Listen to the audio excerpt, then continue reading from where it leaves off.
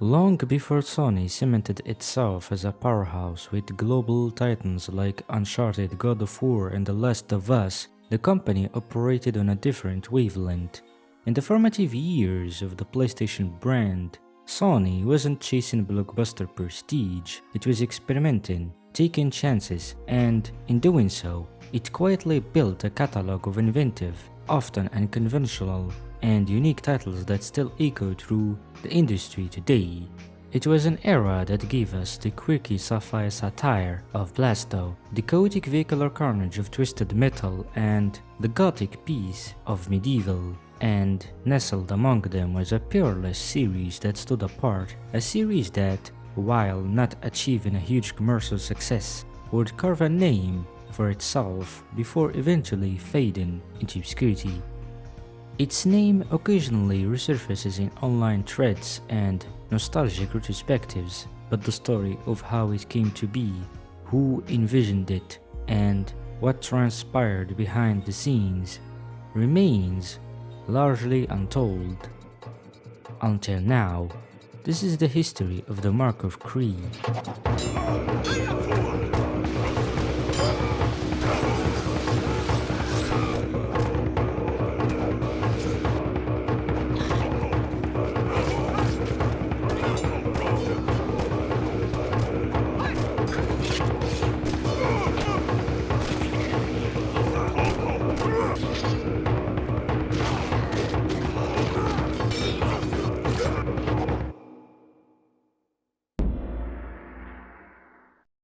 Following the completion of Blasto, a new vision began to take shape at Sony San Diego. It was a project rooted in blood, steel, and nostalgia, a game codenamed Barbarian in its infancy, helmed by two developers who had just emerged from the development of their previous title.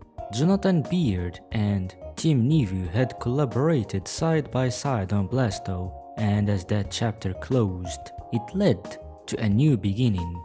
Tim and I had known each other for a while and shared a lot of the same interests, Beard would later recall. We often discussed classic games and were aligned on the kind of game we wanted to make, a fantasy game, big guy and a sword, maybe an axe.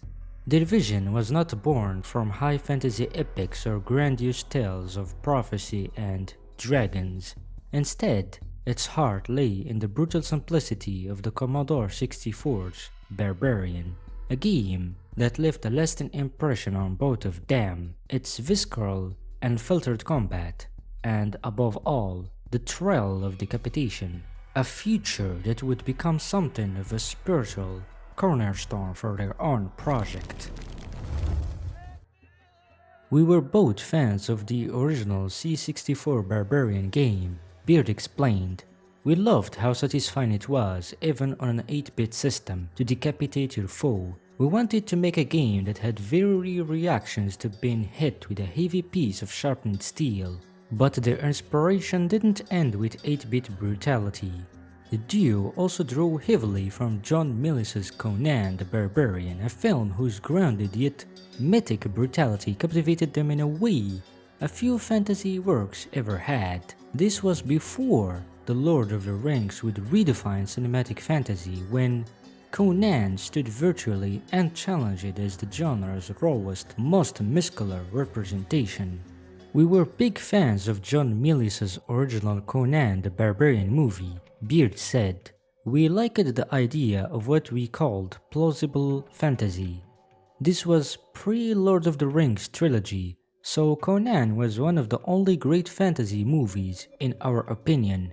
Everything else was pretty much pure cheese, rather than fill their world with dragons, monsters and spellcraft. The team envisioned something mature. Their enemies wouldn't be towering beasts or winged lizards, but men, flesh and blood. Opponents who could bleed, fear, stagger, and fall under their own weight. Barbarian wouldn't be a copy of what came before, it would be a violent, grounded evolution. We wanted to make a game in the fantasy genre that didn't smack of Dungeons and Dragons influences, Beard would later explain. Something like the original Conan movie, clearly fantasy but with some plausibility to it.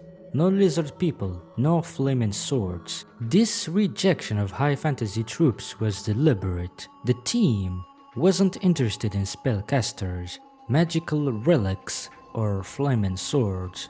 None of that. Their world would be a harsher one, stripped of whimsy, grounded in dirt, iron, and the physicality of a man-to-man combat. A world where bloodshed carried weight and every strike could be fatal. With a clear vision in mind, development on Barbarian officially began. The team aimed to forge a distinct path, one far removed from the flamboyant fantasy trends of the time. It would be brutal, it would be grounded, and above all, it would be human.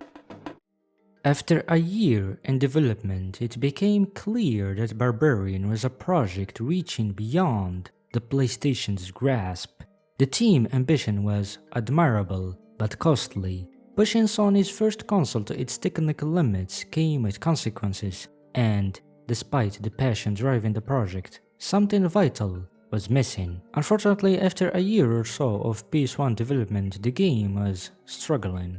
Beard would later admit, "We were pushing the limits of the hardware, but there was also something missing.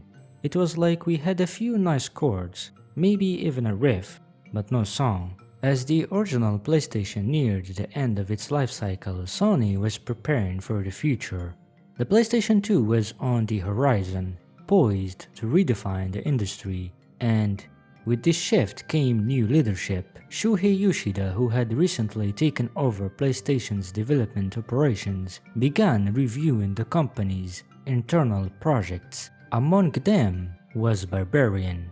Around this time, Shuhei took over development at PlayStation and became interested in the game. Beard recalled, "Despite its problems, Shu and I agreed that it had potential, so we decided to keep working on it, but to shift development over to the yet-to-be-released PlayStation 2. With development transitioning from the PlayStation to its far more powerful successor, the team at Sony San Diego resumed work. The limitations that once shackled their vision were now gone. The PlayStation 2 offered new possibilities, more memory, better visuals, and the processing power to bring their brutal fantasy world to life.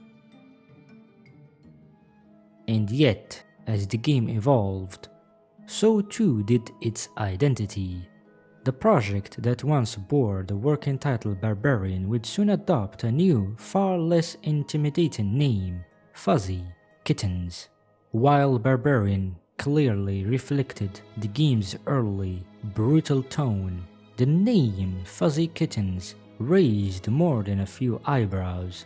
What did it mean? Was it a sign of a tonal shift, or simply a parody?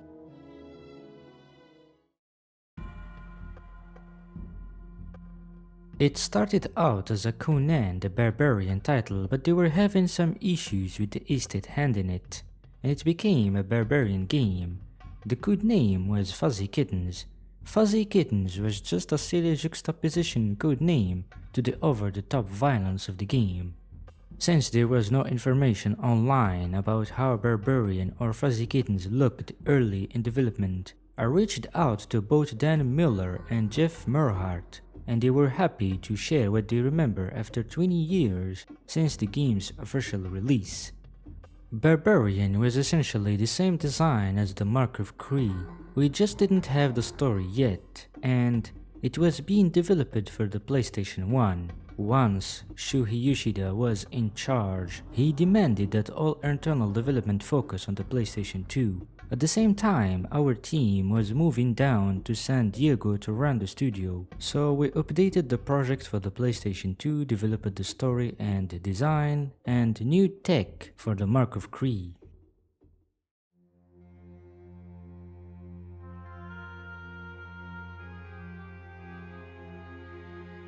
From the very beginning, the Mark of Kri was the brainchild of Tim Neveu and Jonathan Beard. The game they envisioned wouldn't chase realism for its own sake, nor would it retreat into pure fantasy.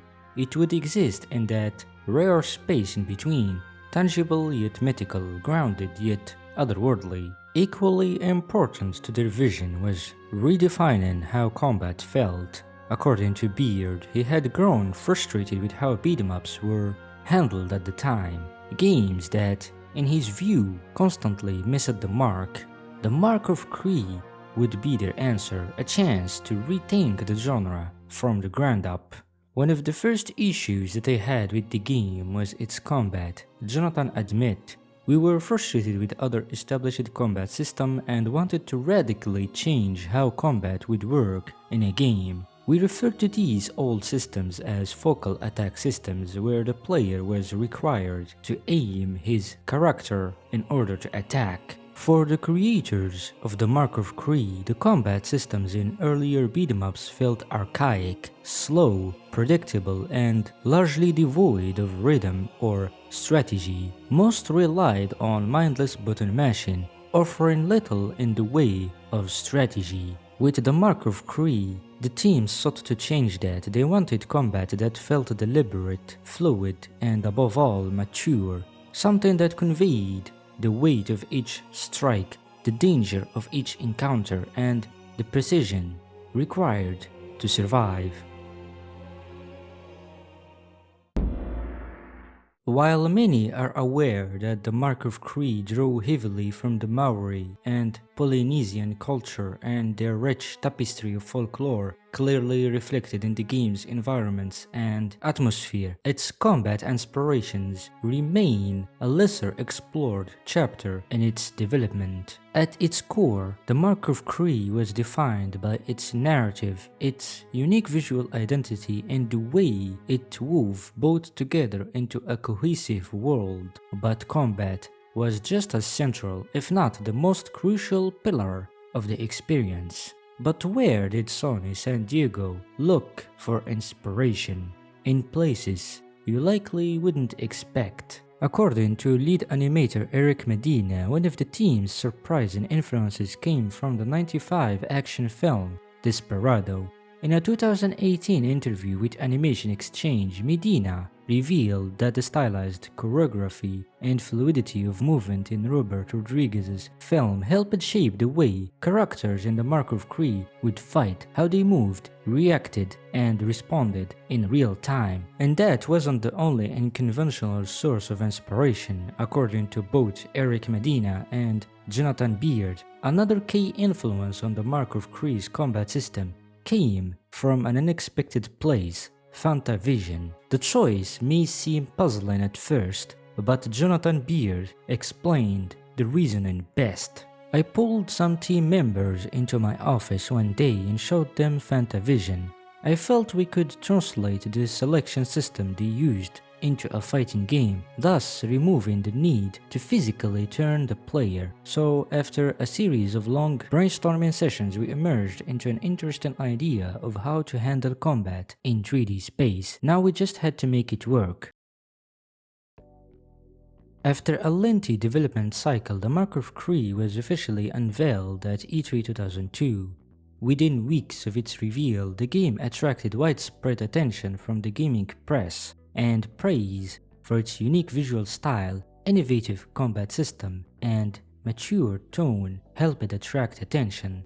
But not all of the attention was positive. In New Zealand, Maori activists voiced strong objections to the game's depiction of their culture. Some called for the Mark of Kri to be pulled from stores, arguing that it misrepresented their heritage. Their criticism was also pointed at Sony for allowing such a game to be made. Despite the controversy, it had no impact whatsoever. Sony's marketing machine pushed hard, ensuring the Mark of Kri appeared not just in English-speaking markets, but across German, Spanish, and even Italian publications as well. If you were flipping through gaming magazines back then, chances are you came across one of Sony's heavily marketed first-party titles: Primal, Twisted Metal Black, The Getaway, and most notably the Mark of Kri. All in all, the Mark of Kri was marketed well. All that was left was to see it released.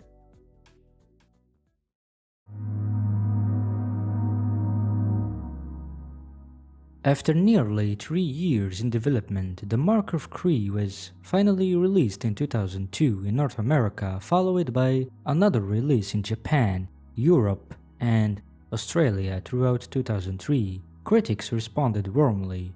Major outlets such as IGN, GamePro, GameSpot, Edge, and Game Informer praised the game's fluid, inventive combat, its rich art direction, and surprisingly mature narrative. It stood out not just for what it was, but for when it arrived, a time when developers were still learning how to fully utilize Sony's DualShock controller, like Ape Escape before it and Katamari Damacy shortly after. The Mark of Kri was hailed as a game that understood the hardware. Its use of the right analog stick to control combat targeting wasn't just smart, it was seen as revolutionary and innovative. Surprisingly, the Mark of Kri was also well received in Japan. Critics there praised its visceral combat, impeccable storytelling, and striking art direction, an aesthetic that some even likened to Disney's Mulan. It was an unusual compliment for a Western-developed title, but one that spoke highly of the game's quality. While the Mark of Kri earned critical acclaim, garnering awards and several nominations, its commercial performance told a different story. Exact sales figures for North America and Europe remain unknown. However, data from Japan and the United Kingdom paints a clearer picture and suggests that despite the praise, the Mark of Kri wasn't as commercially successful as other Sony exclusives. In Japan, the Mark of Kri sold fewer than 5,000 copies, a disappointing figure though not unusual for a Western-developed title. In the UK, the situation wasn't much better. A Eurogamer report from June 2003 noted that the game was selling absurdly low, even underperforming Primal, another struggling Sony release. So what happened? Many blamed the marketing, but Sony had pushed the game, as we've seen in the previous chapter. Others pointed to timing. The Mark of Kri was released during the peak of Devil May Cry and Onimusha, two action-heavy games that dominated the market. Whatever the reason, the Mark of Kri didn't find the audience it deserved. It was a critical success, but not a huge commercial success. Still, Sony hadn't given up, and neither had Shuhei Yoshida or San Diego Studio.